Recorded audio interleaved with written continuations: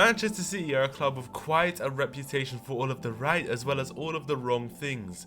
City have won it all, from the Champions League to the Premier League, and broke countless amounts of records while doing it. However, another thing allegedly they did break are a ton of rules. Financial Fair Play have begun to investigate over 100 charges worth of rule breaks from Manchester City, and it's safe to assume that all of this has a reflection on the football that Manchester City are playing. On the day of recording, Manchester City are currently on a 6-game winless streak. So it is my job to come into the job and take Manchester City back up to the top of world football with as little time possible. Alright, so we're here with Manchester City. Now this one, I don't know if it's going to be as enjoyable, simply because, I mean, all of my other rebuilds, or not all of them, but most of my other rebuilds are taking a smaller team up to the top and making them a team like Man City now.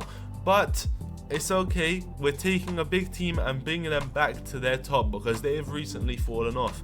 As I've said in the intro, 6 games winless for Pep Guardiola's Manchester City team. I mean, can it get much worse?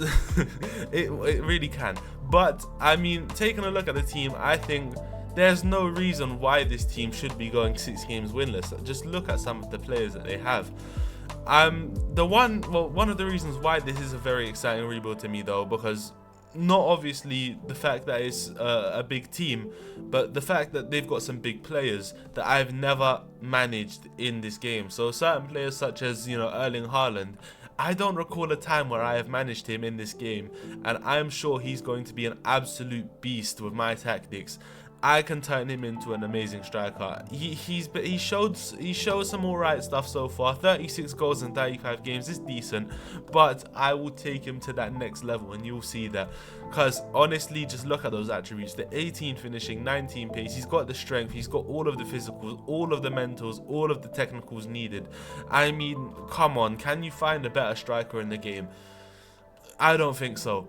And I'm ready to take him on. But there are also some other players in this team, such as Kevin De Bruyne. Now, this is one I wanted to speak about simply because of his age.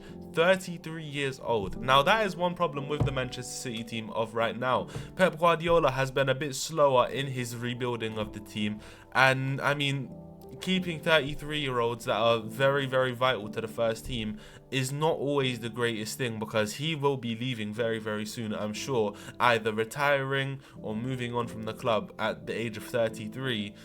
You don't have very long left promised with him. So, I mean, that's something that I would definitely look at if I was Pep Guardiola. And if this rebuild does go on longer, because obviously no signings in the first season, it's a rule that I've implemented into most of my rebuilds, I think I will next season, if this does carry on that far, I will next season look to replace Kevin De Bruyne, because the age of 33, he'll be 34 next season. The stamina will be gone, the pace will be gone, there's not much left to his game after that. So that's definitely something that I will be looking to do. I mean, unless we do choose to move him into more of a deep lying playmaker role, so somewhat of like a current day Luka Modric, which is still very doable. But again, I do have to consider his injuries, which is a very, very big problem for De Bruyne. I mean, he gets injured almost every other week, so it's something that we do have to focus on here at Manchester City. One big thing with the Man City squad, as I've previously said, is the age. So when you do sort by age, you can see here, there's a whole list of players over the age of 30 right now who I would probably be looking to get out of the club. Of course, Stefan Ortega and Edison, they are exceptions, they are goalkeepers. So players like this, Scott Carson, he's just not a footballer. But yeah, no, these 6 players I would definitely be looking to get out of the club as soon as possible and bring in some replacements. Obviously, Scott Carson. One big fault to the Manchester City lineup is this man here though, in my opinion. I think Kyle Walker should not be starting for Manchester City anymore. The main thing to his game has always been his pace, and he was always the fastest player there. Always, you know, no one could make it past him just due to his pace. But as he gets older and older, that pace deteriorates more and more, and then he's just no longer able to catch up to that player that is running down the wing. I mean, especially with a lot of fast wingers in this league in the current day. I mean, think of players that are left wingers that play in this league. Marcus Rashford, Luis Diaz. I mean, they would run laps around him right now. he's not got the pace anymore to keep up with the football, and I think that is a very, very big issue. But there's one very easy way around it, and that's because if you look at the opposite end of the age range, you've got the greatest replacement that they could have asked for in Rico Lewis. I mean, he is very, very talented at the young age of only 19 years old. I think in real life he's just turned 20. I mean, this has to be the signing that they, not signing, this has to be the replacement that they use. I believe for this rebuild, I will be locking him into position because I want him to develop as much as possible for one. And I think he can step into that Man City lineup right now and already be an improvement on Kyle Walker. I do not rate Kyle Walker in his current state. I think he needs to spend some time on the bench and just work harder in training because I don't see much from his game anymore. I don't know if that's something that Pep will have to focus on, maybe keeping him on the bench for a bit longer, but Rico Lewis is there. I would be giving him the game time. There are some other players like İlkay Gündoğan. Would I have signed him back from Barcelona? No. I think this season Pep Guardiola's not made the greatest of decisions with the club. And I mean, you can't really fault him. He's been through a lot, especially with all of the FFP claims going on, which honestly we don't know if it's true or not until we get a decision. But this is just not a signing I would have made. I understand 3 signings, but he left the club a season before, went to Barcelona and did not very well. I will have to say he did quite bad at Barcelona, and then comes back to Manchester City a season later. I mean, he's just not. No, I would never do that. I would never do that. I don't. Maybe it was more out of respect from Pep Guardiola, of course, someone that he worked with over his entire time, I believe, at the club. It says 2016 Gündoğan joined Manchester City, and I'm not too sure when Pep Guardiola did. I believe it has been longer than that though. So I mean, it could very easily be something out of respect. It's just not a signing I would have made, but it's okay because he's here now, and we will be making the most out of these players while we still can. Now, just think about it. All of these players that are in their high 30s, we are going to have to get the most out of them from right now because it's kind of the last season. This first season is their last season to get the best out of them. I think this will be the last season of Kevin De Bruyne's best football. We won't see much better after that, as he will be 34 years old, and by then I will be looking to replace him if we are still carrying on the rebuild then. Same with İlkay Gündoğan. I think he could already be replaced, but it's okay because we will be using him while we can and getting the most out of him because he is very talented. Don't get me wrong, he's very, very talented, and you can see that just from his attributes and his past alone in real life football. I mean, he scored some amazing goals, assisted some amazing goals, and also been such a big part of his team when he did play. But I just think the 1 year break in between does a lot of damage. As far as the tactic goes, I have no idea what I'm going for yet, but I think I'll go for something more standard, something of like a 4-2-3-1,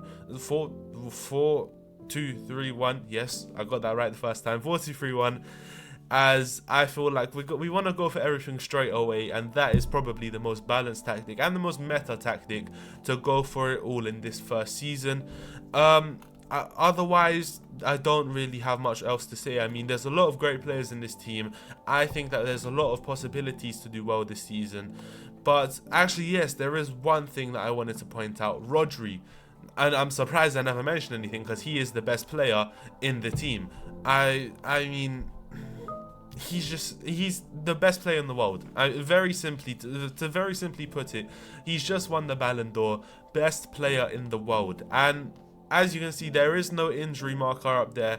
We will not be having him injured for this season, as you know, it's not an injury that carried on from pre-season, or it's not an injury that was ongoing before the season started. This was one that happened only within the season in a match, I believe at least. So we won't be adding in that injury. He will be playing with us for this first season, and I am so thankful for that because he is an amazing player and so great of a player to have as the defensive midfielder, as he is probably the best player in the world, as that Ballon d'Or does state. But otherwise, I think we are ready to go to the end of the first transfer window to show you guys the tactics that we will be running for this first season.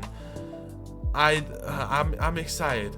We'll also be showing you the results that we have gotten.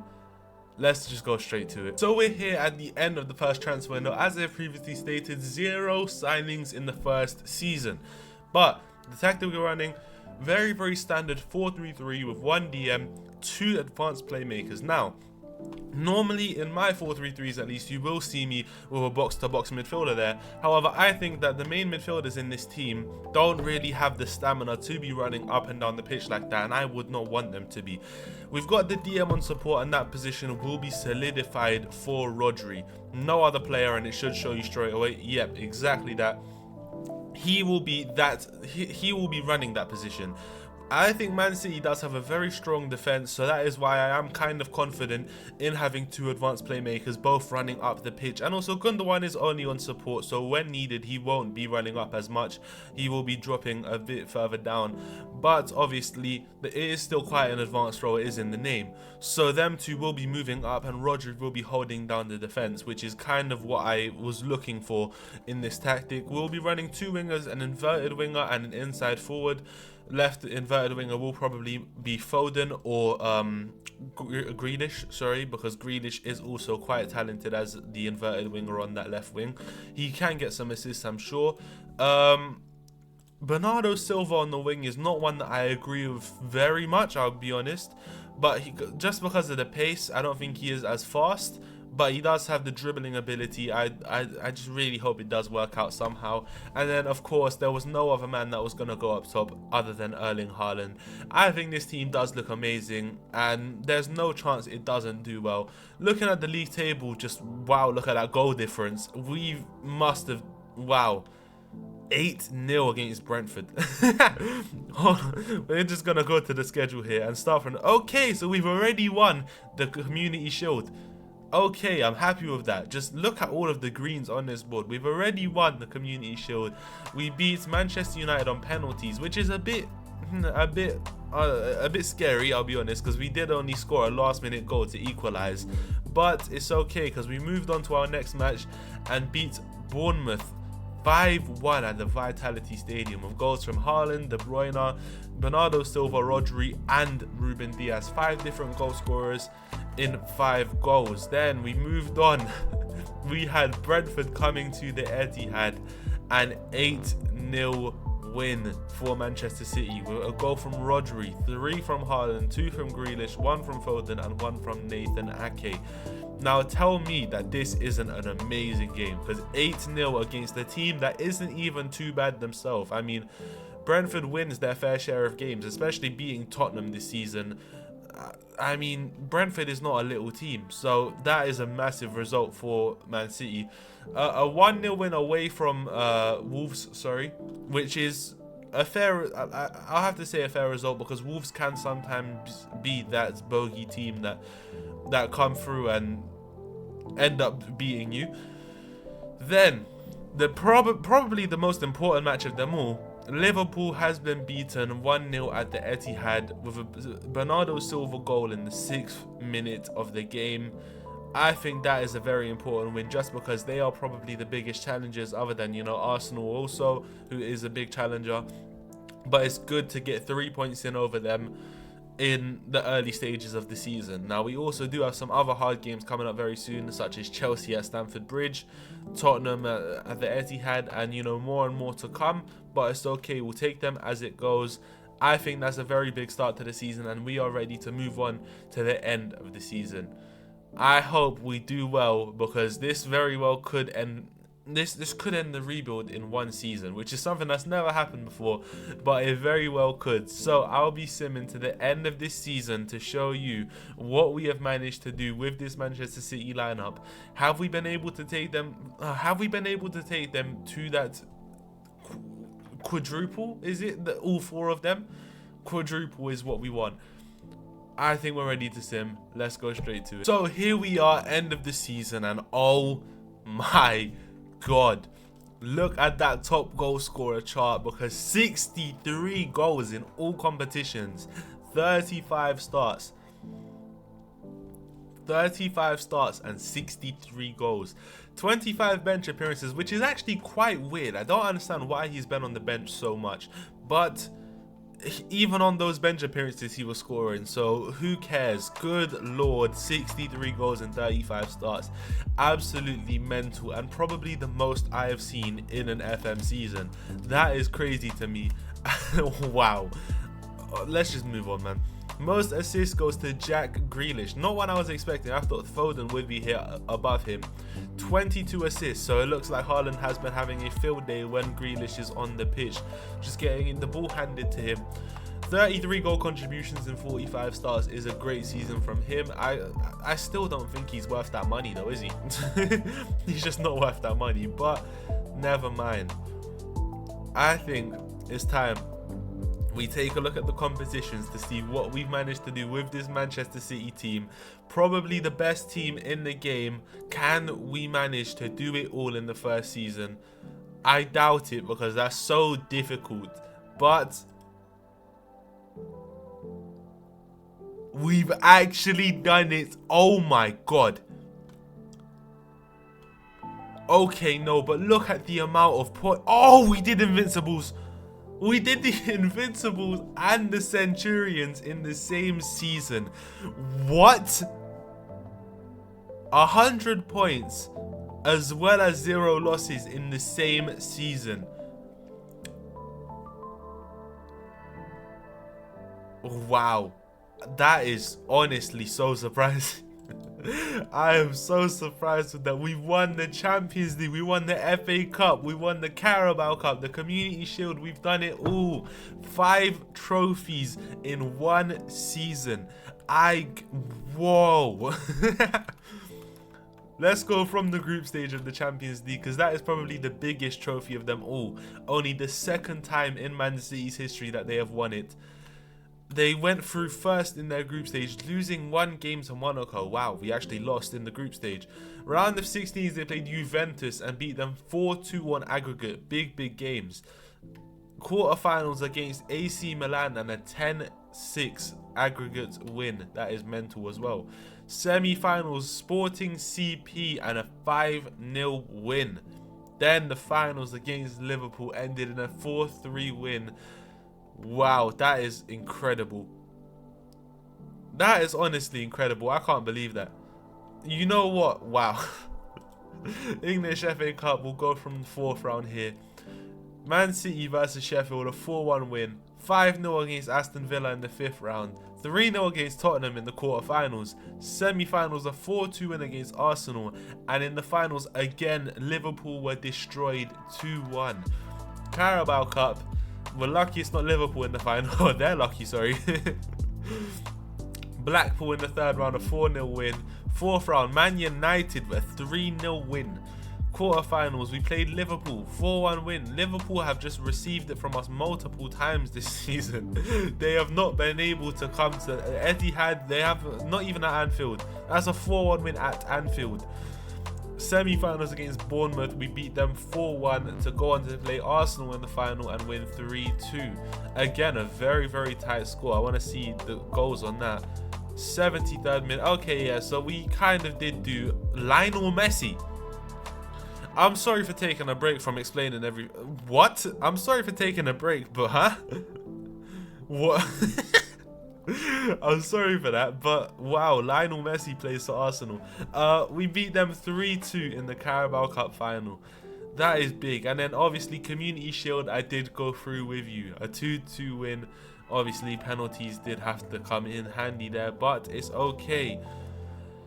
I cannot believe this season that we've had. Oh my god, 102 points, 0 losses and a 78 goal difference. I just want to take a look at competitions. Oh my god, look at all of the greens.